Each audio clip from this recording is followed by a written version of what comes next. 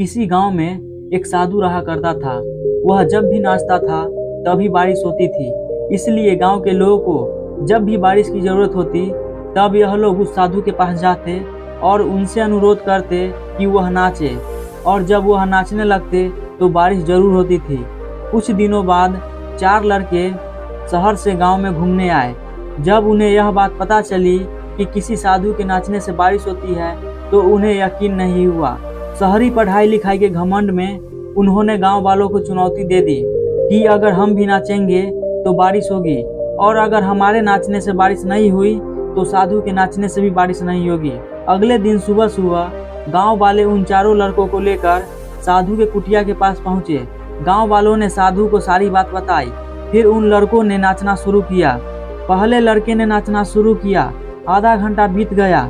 फिर पहला लड़का थक कर बैठ गया, पर बादल नहीं दिखे।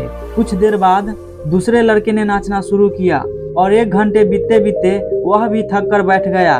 बाकी दोनों लड़कों ने भी ऐसा ही किया, पर बारिश नहीं हुई। अब साधु की बारी थी। उसने नाचना शुरू किया।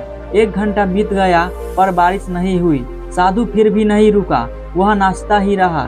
नाचते नाचते 2 घंटे बीत गए, पर बारिश नहीं हुई। 4 घंटे बीत गए, पर बारिश नहीं हुई। लेकिन साधु तो रुकने का नाम ही नहीं ले रहा था।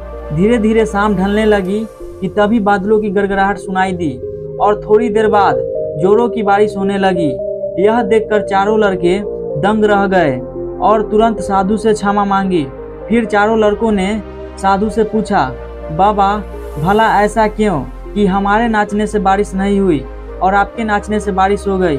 साधु ने उत्तर दिया, जब मैं नाचता हूँ तो 2 बातों का ध्यान रखता हूँ। पहली बात तो मैं यह सोचता हूँ कि अगर मैं नाचूंगा तो बारिश को होना ही पड़ेगा, और दूसरी यह कि मैं तब तक नाचूंगा जब तक कि बारिश न हो जाए। सफलता पाने वाले में भी यही गुण विद्यमान होता है। वे जिस काम को भी करते हैं उसमें उन्हें सफल होने का पूरा भरोसा होता है, और वह तब तक उस काम को करते हैं जब तक कि उसमें सफल ना हो जाए।